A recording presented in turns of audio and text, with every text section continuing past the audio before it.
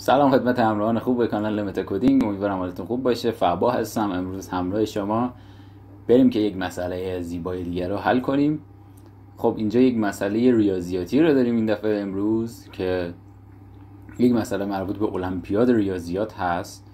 حالا چه سالی و چه ماهی و چه چیزی رو دقیق نمیدونم، اما یک مسئله المپیادی هست که یک معادله به ما داده a به توان b منهای b به توان a برابر هست با 17.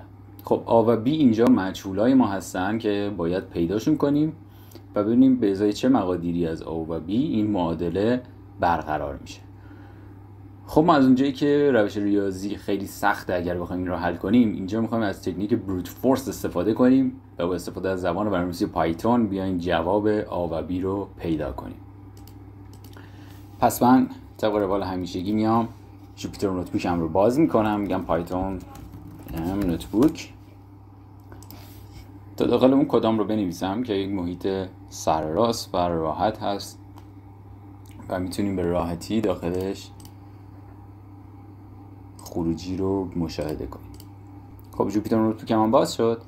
حالا میام از پینت استفاده میکنم طبق یک سری کانسپتی که میتونم از این معادله بگیرم. ببینید a به توان b منهای b به توان a، عذرخواهی میکنم اگه یکم ناخوانا نوشته میشه، اینا برابر باید باشه با 17. خب طبق این چیزی که ما اینجا داریم میتونیم یک قانون برای خودمون وضع کنیم، بگیم a و b نباید با هم برابر باشن، یعنی a و b همواره باید نابرابر باشن. چرا؟ چون ما a و b رو اگر بیایم مقدار 2 به طور مثال فرض کنیم، جفتشون رو مقدار 2 بگیریم، خب میگیم 2 به توان 2 دارم جایگذاری میکنم منهای 2 به توان 2.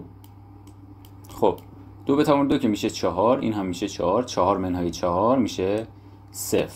قاعدتا به ازای هر مقداری که a و b با هم برابر باشن ما 0 رو خواهیم داشت، یعنی معادلمون برقرار نخواهد شد.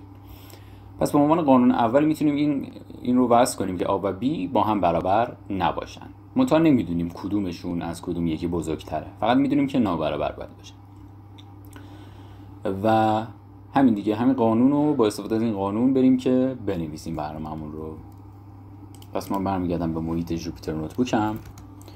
چون تکنیک بروت فورس رو میخوایم استفاده کنیم، پس من هیچ کانسپتی ندارم که بازه a و b چه عددی هست، یعنی بین توی چه محدوده‌ای هستن. فقط میام یه چیزی همینجور شانسی می‌نویسم. من 1000 در نظر میگیرم بازه اولیم رو تا ببینیم چی میشه و داخل این حلقه‌ای که A داره حرکت میکنه B رو میام از 0 تا 1000 قرار میدم، یعنی A ثابت هست، B از 0 شروع میشه تا 1000. مقادیر B هی تغییر پیدا میکنه تا ببینیم آیا به ازای کدوم مقادیر از A و B میاد اون معادلم برقرار میشه. خب پس شرطم رو اینجا میتونم وضع کنم، بگم اگر a به توان b منهای b به توان a برابر شد با 17، بیا برای من پرینت بگیر چی رو. حالا من میام از اف استرینگ استفاده میکنم، میگم found که یکم بروت فورسی تر بشه.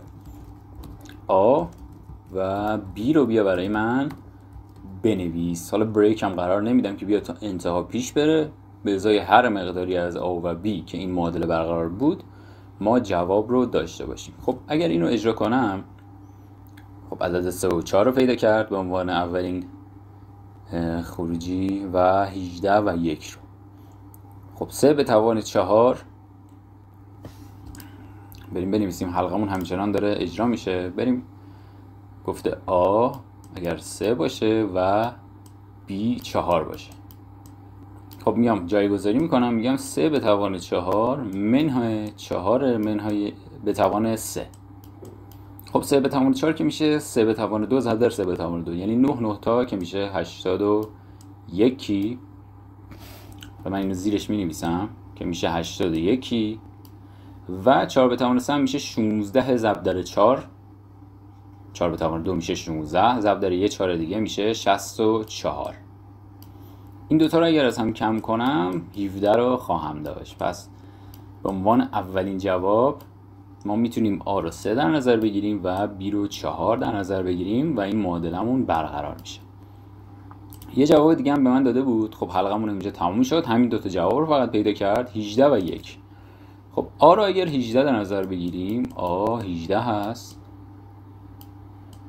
18 و بیمون هم 1 هست. خب ببینیم چه اتفاقی میفته. 18 به توان 1 منهای 1 به توان 18. خب 18 به توان 1 که میشه 18، هر عددی به توان 1 میشه خودش، 1 به توان 18 هم که میشه 1، چون 1 به توان هر عددی هم میشه 1. پس میشه 18 منهای 1 که میشه 17 و درست است. پس به ازای این دوتا مقادیر A و B این معادله ما برقرار میشه. حالا اگر بخوایم این شرط رو ما بیایم در واقع قرار بدیم تا سرعت این حلقه هامون یکم بیشتر بشن، میتونیم اینجوری برنامه رو بنویسیم. اگر A و B برابر بود دیگه اون محاسبه رو انجام نده، به ازای A و B برابر بیا کانتینیو کن. کدوم حلقه رو؟ حلقه B رو بیا کانتینیو کن. B هر دفعه داره یه دونه زیاد میشه دیگه، بنابراین جایی که B با A برابر بشه دیگه این محاسبه رو انجام نمیده، یک کم برنامه‌مون سریع‌تر میشه. اگر مجدد اجرا کنم میبینیم که خیلی خوب داره پیش میره، باز هم همین دوتا نتیجه رو به ما نشون داد. حالا من از این مسئله یک قانون دیگه هم میتونم وضع کنم که بیام ازش استفاده کنم تا برنامه‌ام سریع‌تر اجرا بشه. ببینید 17 یک عدد مثبت هست. خب توی تفاضل طبق قوانینی که ما از توی تفریق ها داریم، ببینید اگر قسمت دوم در واقع این رو A در نظر بگیریم، این رو B، اگر این B ما از A ما بزرگتر باشه جوابمون یک عدد منفی خواهد شد. اگر برابر باشن صفر خواهد شد که ما خب برابری رو اومدیم قبلش چک کردیم. فقط به ازای مقادیری که آمون از بیمون بزرگتر باشه، A و B، حالا من به اختصار دارم این رو میگم حالا X و Y اگر در نظر بگیریم، این X این هم Y، اگر X مون از Y مون بزرگتر باشد جواب معادلمون یک عدد مثبت میشه. در غیر این صورت اگر برابر باشن که میشه 0.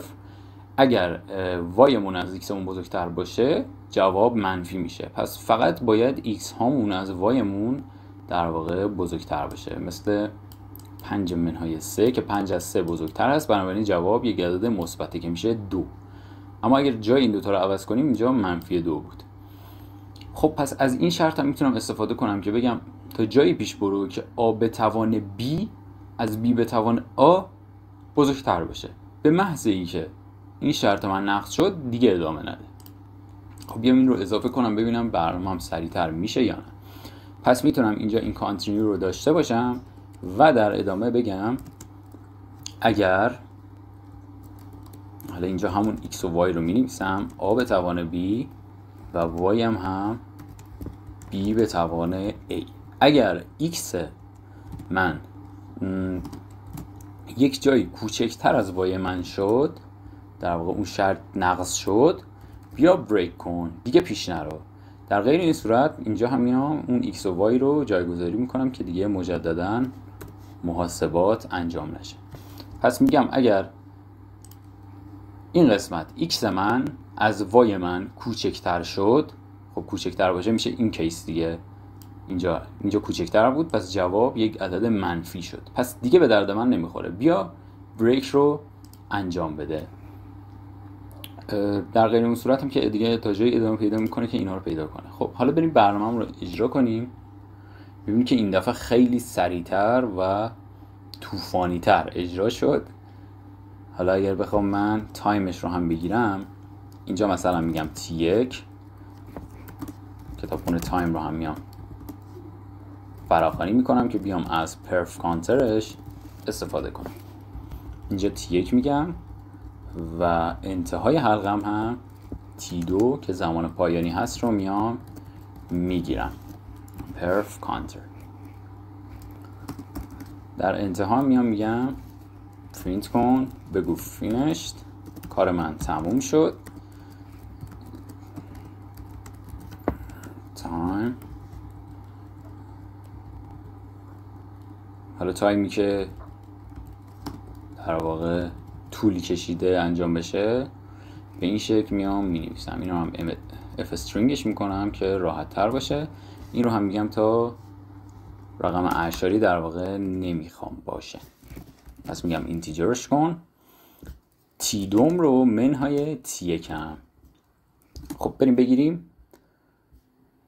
ماژول تایم پرف کانتر هست، این رو اشتباه نوشتم، میگم پرف کانتر. حالا این رو اگر اجرا کنم،